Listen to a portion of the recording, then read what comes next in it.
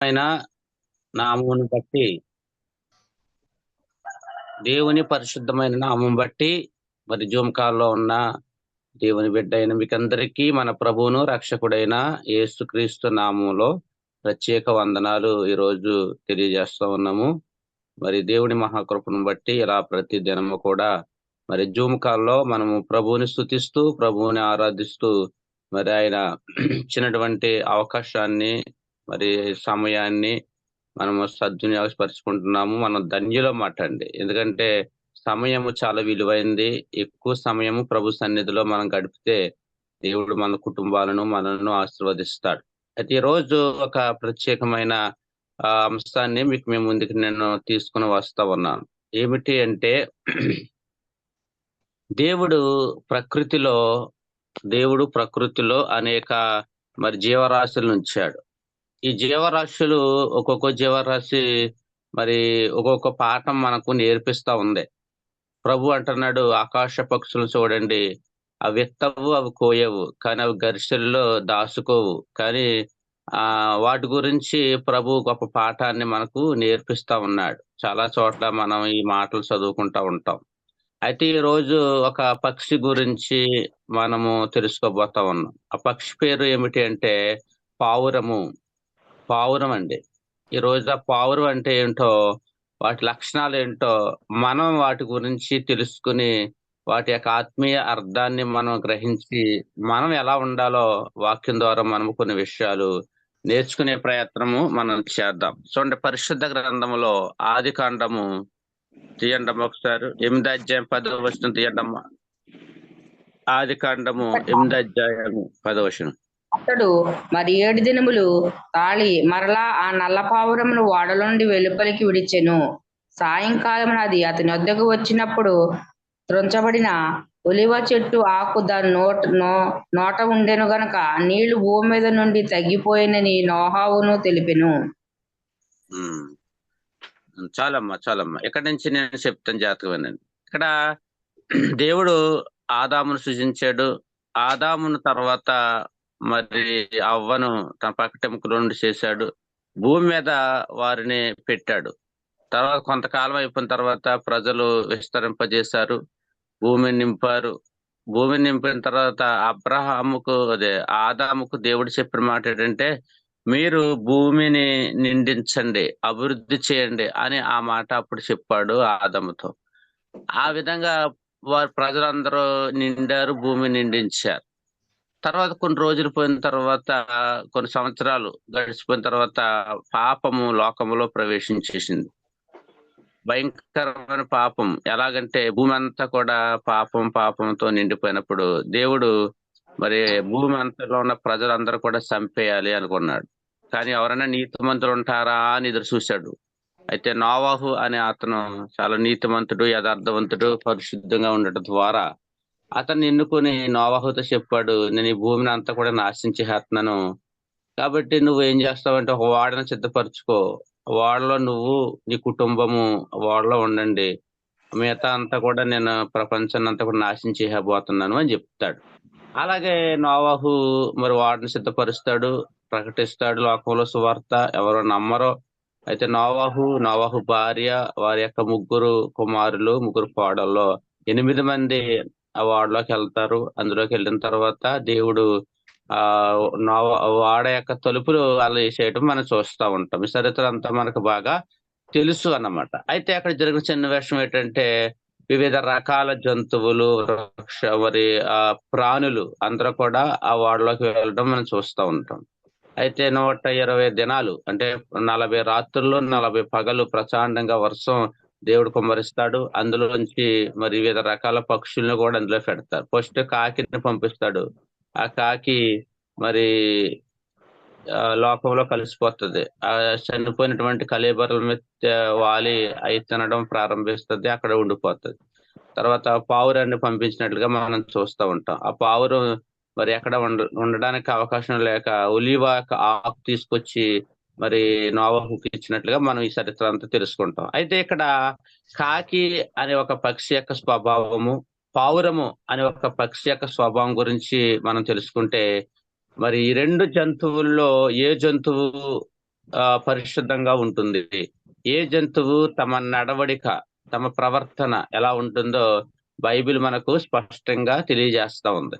అయితే కాకి స్వభావం ఏమిటంటే గంతులు వేస్తది. తన నడక శుభ్రంగా ఉండదు, తన తిండి శుభ్రంగా ఉండదు, తను ఉండేటువంటి ప్లేసు శుభ్రంగా ఉండదు. ఇంకా చాలా చాలా లక్షణాలు, చెడు లక్షణాలన్నీ కూడా కాకిలో మనకు కనబడతా ఉంటాయి. అలాగే పావురం కూడా చాలా పవిత్రమైన జంతువుగా మనం చూస్తా ఉంటాం. ఈ పావురంలో 7 లక్షణాలు ఉన్నాయంటండి. ఆ 7 లక్షణాలు మానవుని యొక్క జీవితానికి సాదృశ్యంగా మనము కనబడతదన్నమాట. ఏంటి 7 లక్షణాలు ఈరోజు మనము తెలుసుకునే ప్రయత్నం చేద్దాం. చూడండి, మొదటిగా పావురంలో చేదు ఉండదంటండి. పావురంలో చేదు ఉండదు.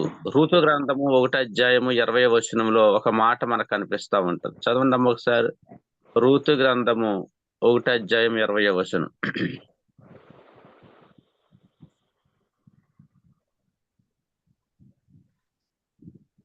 ఎంతండి? 1 20 అమ్మ 20. 1:20 అండి. 1:20. ఋతు 1:20. ఆమె సర్వశక్తుడు నాకు చాలా దుఃఖము కలుగచేయును గనుక నన్ను నయోమి అనగా మారా అనుడి. నేను చదవనండి. చదవమ్మ. మారా అనే పదం గురించి నేను మీకు చదివించడం జరిగింది. మారా అనే పదానికి చేదు అని అర్థం. మారా అనే పదానికి చేదు అని అర్థం. ఇక్కడ రూతు గ్రంథంలో ఒక చరిత్ర మనకు జరుగుతూ ఉంది. నయోమి, అలాగే రూతు, వార్ప అనే ముగ్గురు మరి అత్తగారు, వాళ్ళిద్దరు కోడలు వాళ్ళు జీవిస్తారని, వాళ్ళ చరిత్ర చాలా పెద్దగా ఉంటది. అయితే మనకు కావాల్సింది ఏంటంటే ఇక్కడ మరి నయోమి అంటే రూతు చరిత్రలో మరి ఆమె ఇప్పుడు మార అనే పేరు అర్థం వస్తా ఉంది. మార అంటే మరి చేదు అని అర్థం. ఒకసారి మళ్ళీ చదవండి అమ్మా మాట. ఆమె సర్వశక్తుడు నాకు చాలా దుఃఖము కలగజేసెను గనుక నన్ను నయోమి అనక మారా అనుడి. సో నయోమి అనే పేరుకు అర్థం చేదు అని అర్థం అండి. అంటే చేదు అంటే ఆమె జీవితంలో భయంకరమైన సంఘటనలు జరగటం మనం చూస్తూ ఉంటాం. ఆ దేశంలో ఆమె జీవిస్తూ ఉన్నప్పుడు ఆమె భర్త చనిపోవడం, వారి 2 కుమారులు చనిపోవడం, ఆమె అప్పులు పాలైపోవడం, ఇవన్నీ చరిత్ర అంతా జరుగుతుంది. అందుకనే మార అనే పేరు అర్థం చేదు అని అర్థం వస్తా ఉంటుంది. అంటే ఇక్కడ ఆమె జీవితాన్ని ఒక ఉదాహరణగా ప్రభు చూపిస్తా ఉన్నాడు. అంటే మార అంటే చేదు అనే పదానికి, మరి మార అనే పదానికి చేదు అనే అర్థం వస్తా ఉంది. అయితే మరి ఆమె జీవితంలో అన్ని కష్టాలు, బాధలు, వేదనలు మనకు కనిపిస్తా ఉంది. ఇది పావురానికి సాదృశ్యంగా మనకు కనబడుతుంది. పావురంలో చేదు ఉండదు. అంటే ఏంటంటే ఒక జీవితంలో ప్రభు నమ్ముకున్న వారి యొక్క జీవితాల్లో అంత కష్టాలు, బాధలు, వేదనలు ఉండకుండా దేవుడు కనికరిస్తాడు, కాపాడుతాడు. అంటే చేదు స్వభావం మనిషిలో ఉండకూడదు అని అర్థమట. అంటే పావురం ఉన్నటువంటి మొదటి లక్షణం ఏంటంటే మరి నిజం వాస్తవానికి అది చేదు అంటే ఉండదన్నమాట. చేదు అనేది ఉండకుండా మరి దేవుడు కార్యం చేశాడు. అంటే చేదుగా మారిన నయోమి అని అర్థం అన్నమాట. మొదటి మాట ఏంటంటే చేదుగా మారిన నయోమి. కానీ ప్రభు యొక్క మార్గంలో నడిచిన వారికి మరి పావురం యొక్క మంచి లక్షణాలు కలిగి ఉంటారని వాక్యం తెలియజేస్తున్నారు. 2వ లక్షణం చూద్దామమ్మా. నిష్కపటమైన చూపు. 1 సమూయేలు 18 అధ్యాయం 9వ వచనం. 1 సమూయేలు 18 అధ్యాయం 9వ వచనం.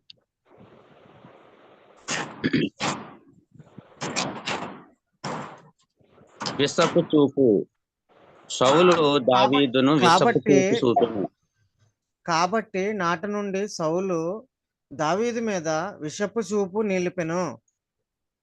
చాలండి. ఇక్కడ 2వ పాయింట్ గా మనం ఏం చూస్తున్నాము అంటే మరి పావురంలో నిష్కపటమైన చూపు ఉంటుంది. నిష్కపటమైన చూపు. ఆ చూపు కూడా జాలి కలిగేటట్లుగా ఉంటది. బైబిల్ గ్రంథంలో మరి ఒక ఇద్దరు రాజులు మనం చూస్తా ఉన్నాం. ఆ రాజులు ఎవరంటే సౌలు, 2వ రాజు దావీదు. దావీదు మరి ఒక వ్యక్తిని చంపటం చూస్తాం మనం. ఆ వ్యక్తి ఎవరంటే గొలియాతు.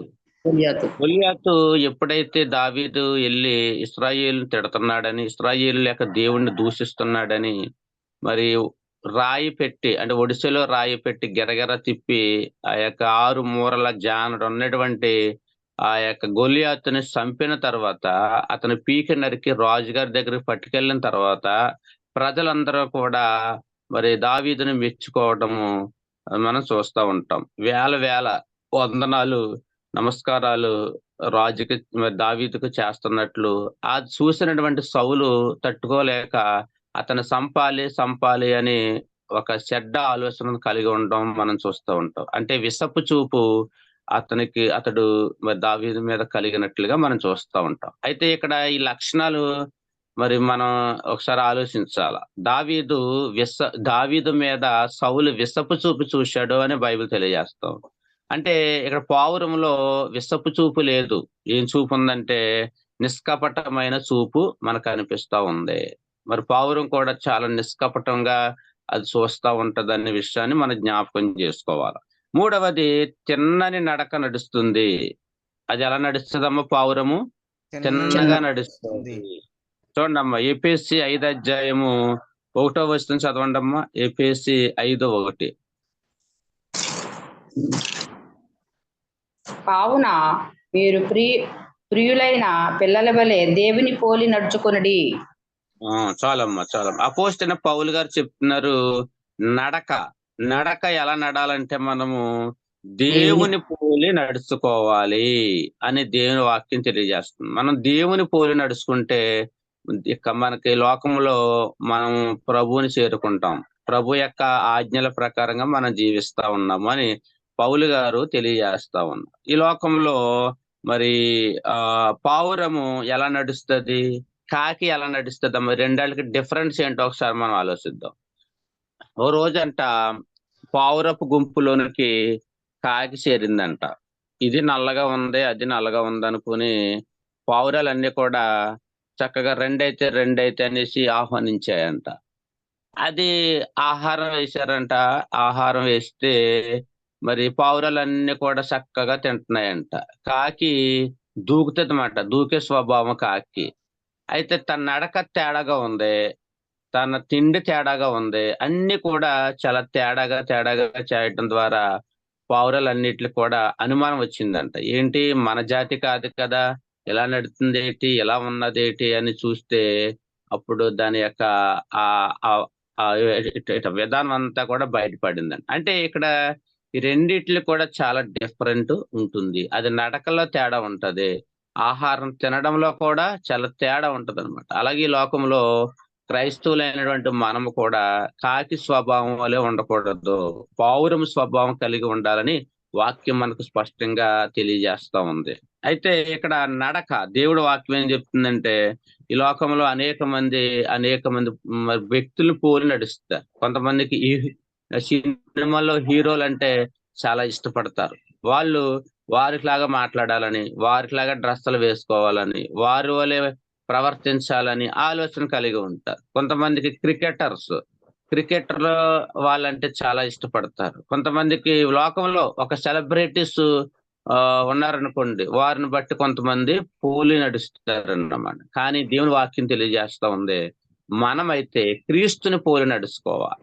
క్రీస్తు ఎలా మాట్లాడాడు, క్రీస్తు ఎలా ప్రవర్తించాడు, క్రీస్తు ఎలా మరి లోకంలో సంచరించాడు, ఎలా ప్రేమించాడు, ఎలా ప్రార్థించాడు, ఇవన్నీ కూడా ఆ లక్షణాలు మనకు ఉండాలని వాక్యం తెలియజేస్తా ఉంది. క్రీస్తుని పోలి నడుచుకొనుట ఇది చాలా ఉత్తమమైన మార్గముగా, అందుకే యేసుప్రభు అంటున్నాడు, నేనే మార్గము, నేనే సత్యము, నేను జీవమై ఉన్నాను అంటున్నాడు. ఆ జీవంలోనికి మనం వెళ్ళాలంటే ఆయన పోలి మనము నడుచుకోవాలి. దానికి ఉదాహరణే మరి పావురాన్ని దేవుడు పోలిస్తా ఉన్నాడు. పావురం వలె తిన్నగానే నడకలో మనం నడవాలని వాక్యం తెలియజేస్తా ఉంది. తర్వాత ఇంకొక మాట చూద్దాం. శ్రేష్టమైన ఆహారం తింటుంది. యెహెజ్కేలు 3:3. శ్రేష్టం. అలాగే మరి యోహాను సువార్త 6 అధ్యాయము 51వ వచనంలో కూడా మరి ఏమని చెప్తుందంటే, దేవుని శరీరం అనే ఆహారము అని చెప్తా ఉంది. మరి ఇక్కడ యెహెజ్కేలు 3 అధ్యాయం 3వ వచనంలో దేవుని వాక్యమనే ఆహారం మనం ఏం చేయాలమ్మా? తినాలి. దేవుని వాక్యమనే ఆహారము. చదువుతారా ఎవరన్నా? యెహెజ్కేలు 3:3.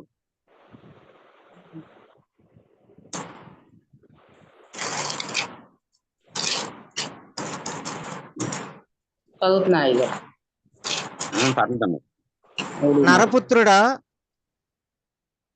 నేను వినపడుతున్నా ఇచ్చుచున్న ఈ గ్రంథమును నర- ఆహారంగా తీసుకుని దానితో నీ కడుపు నింపుకొనమని నాతో సెలవీయగా నేను దాన్ని రక్షించి తిని అది నా నోటికి తేనె వలె మధురముగా ఉండెను. చాలమ్మా చాలమ్మా. ఇక్కడ దేవుని వాక్యము శ్రేష్టమైన ఆహారము, పావురము శ్రేష్టమైన ఆహారము తింటుంది. శ్రేష్టమైన ఆహారము తింటుందన్నమాట. చూడండి, చనిపోయిన కళేబరాల మీద పడి మరి ఈ పావురం ఎప్పుడైనా ఆహారం తింటుంది అనే విషయం మనం ఎప్పుడైనా విన్నామా? వినమండి. వినలేదండి. ఎందుకంటే ఇది చాలా శ్రేష్టమైన ఆహారం తింటారు. కాకులు, గెద్దలు ఇవన్నీ కూడా ఎక్కడ పడితే అక్కడ ఆహారం తింటా ఉంటాయి. ఎక్కడ దొరికితే అక్కడ తినేస్తా ఉంటాయి. కానీ పావురం ఒక ప్రత్యేకమైన జీవి, ఒక ప్రత్యేకమైన పక్షి. వాటికి ఆహారం స్పెషల్ గా ఉండాల. వాటికి మరి శ్రేష్టమైన ఆహారమే అవి తింటాయి అన్నమాట. అలాగే క్రైస్తవుడు కూడా ఏది పడితే అది వినకూడదు, ఎక్కడ పడితే అక్కడికి వెళ్ళిపోకూడదు.